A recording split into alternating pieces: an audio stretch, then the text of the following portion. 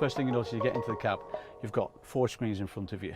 You've got 2 15-inch screens which are part of the mirror cam system, which is standard on the new Actros and Arocs unless you're on an ADR operation.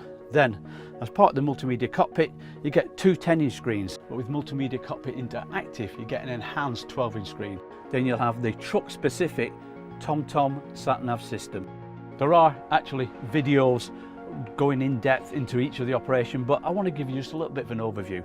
The right-hand screen here is controlled by the right-hand steering wheel.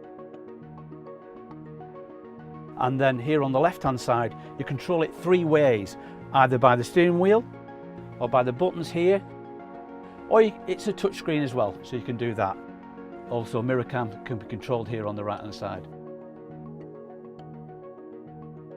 But it has to be remembered that some operators may go for the classic cockpit and conventional mirrors.